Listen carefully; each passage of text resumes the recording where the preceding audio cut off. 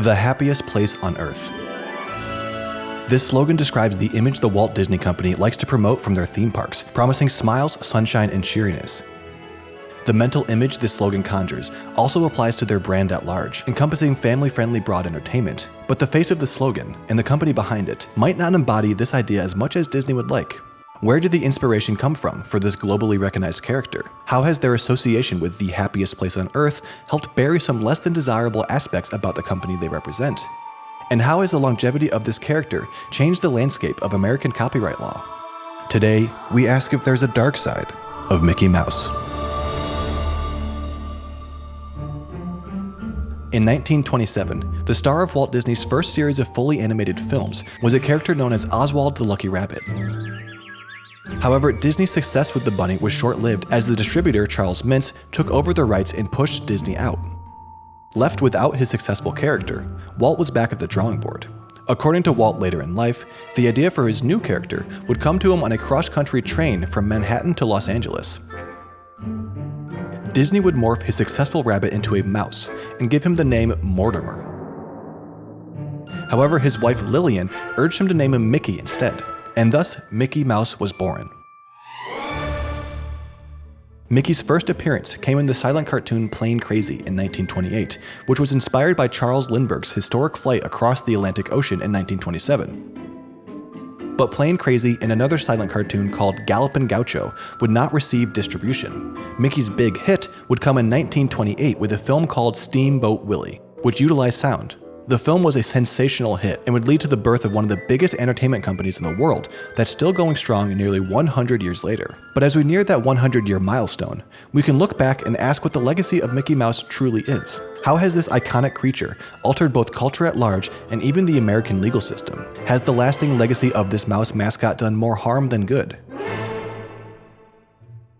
To start, we can look at the underlying inspiration behind Mickey's design and how it connects to America's history with minstrel shows. According to Nicholas Salmond, a professor of cinema studies at the University of Toronto, Mickey Mouse and other early animation characters were in themselves minstrels. The cartoon structures mimicked the structure of minstrel shows with its use of music, dance, and humor, and the audience at the time would recognize the cartoons as minstrel shows. And it's not just the format that mimicked minstrel shows. The characteristics of the characters themselves stemmed from the racist practice. The original Mickey Mouse character was not as benevolent as he is seen today. The original Mickey was seen as mischievous and devious, similar to some racist stereotypes about black people played up in blackface minstrel shows. Characters being able to endure painful and harmful actions in the cartoons stems from the physical dehumanization of black people in minstrel shows, with the depiction of black people enduring extreme violence, which was often played as slapstick comedy. Even the gloves Mickey and friends wear are a component of blackface minstrelsy. Early cartoon faces also often mimic the exaggerated lips and eyes of blackface makeup used in these minstrel shows. And it wasn't just Mickey. There was originally a Jim Crow minstrel scene in the 1941 film Dumbo, which has since been edited out. According to Salmond, people have such a sentimental or emotional attachment to Mickey Mouse that to recognize that he's of racist origins really stirs strong reactions from people. It's hard for people to come to terms with the fact that this beloved childhood character could have such a disturbing beginning. It should also be noted that the connection to minstrelsy and blackface is not limited to Mickey Mouse. There are many cartoons who mimicked vaudeville and minstrel acts from that era. Nearly 100 years out from Mickey's creation, it's logical to think that the character has entered the public domain. With current legislation in place, the original black and white Mickey Mouse from Steamboat Willie is set to enter the public domain with copyright protections expire in 2024. However, this isn't the first time the beloved character has faced losing his protections. Based on Mickey Mouse's debut in 1928, his copyright protections would have only lasted 56 years, set to expire in 1984. To prevent this from happening, the Disney Corporation lobbied to change copyright laws with the Copyright Act of 1976. With this act, corporations could hold onto copyrights for 75 years instead of 56. This would keep the original Mickey Mouse in their possession until 2003. Then, in 1998, the Disney Corporation once again successfully changed the laws with the Copyright Term Extension Act of 1998, which extended copyright protections for corporations by another 20 years for a total of 95 years.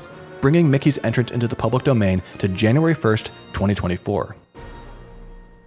What's interesting is that despite Disney's constant battle to extend copyright laws, many of their most beloved films are adaptations of works that are in the public domain, such as The Little Mermaid, Cinderella, The Jungle Book, and The Hunchback of Notre Dame.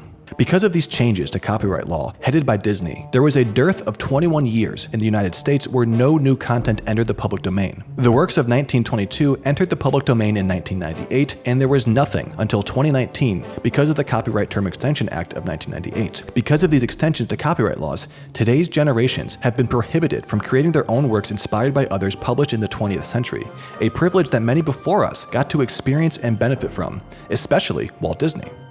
As Jennifer Jenkins, director of the Center for the Study of the Public Domain at Duke University, states, "We all build upon the past.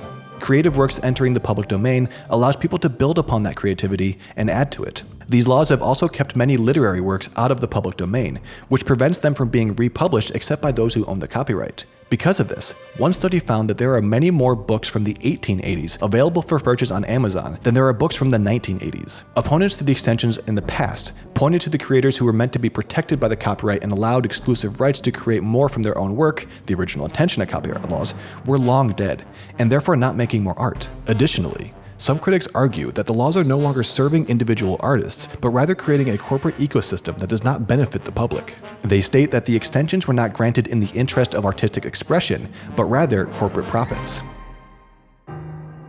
The immense popularity of Mickey Mouse has also aided in shielding Disney from valid criticism of their actions over the years. Ranging from missing person cases to animal abuse to blatant racism, the power of the veneer that Mickey Mouse has allows Disney to maintain the image that their famous theme park slogan supports as the happiest place on earth.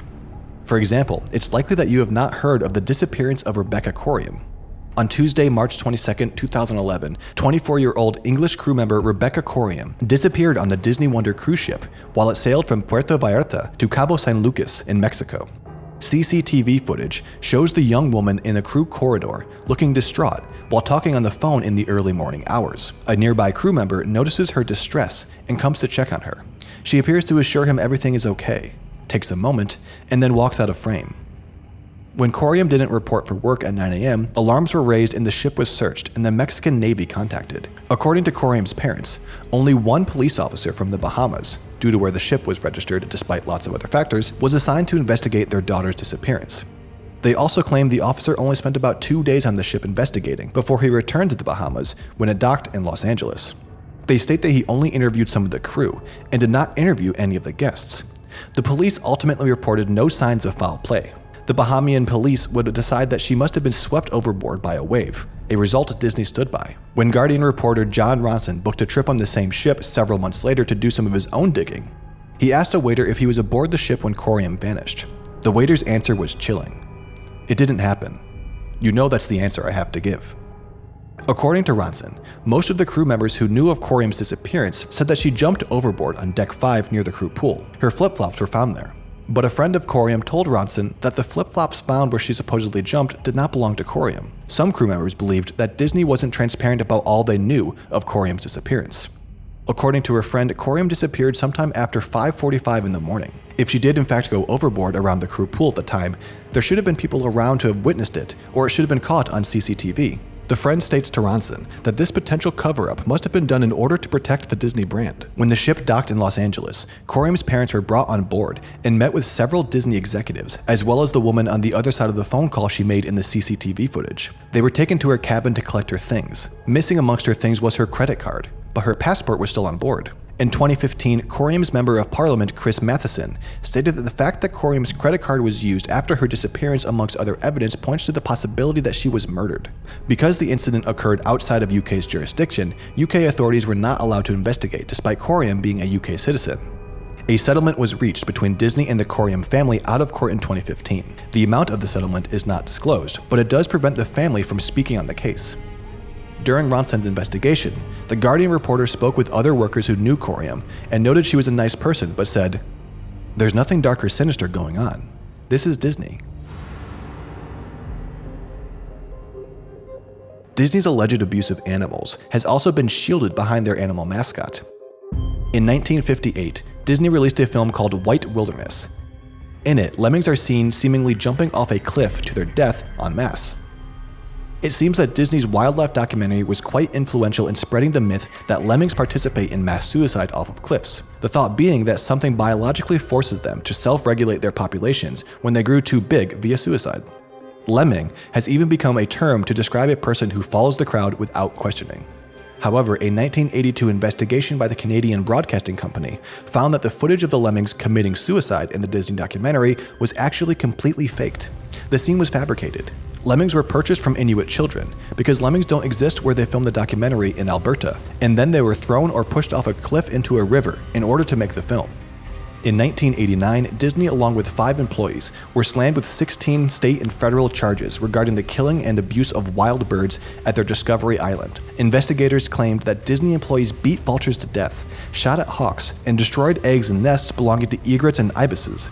Most of the charges against Disney related to the mistreatment of vultures, which were kept with limited food and water in a hot, cramped shed for days on end. Disney reached a settlement in January 1990 of $95,000 without admitting wrongdoing, while pleading guilty to 1 federal misdemeanor charge of capturing more wild vultures than allowed.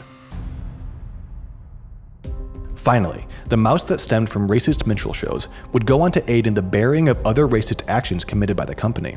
In the early 1990s, Disney announced the plans for a new theme park. The park was to be located in Virginia, just miles from a Civil War battlefield.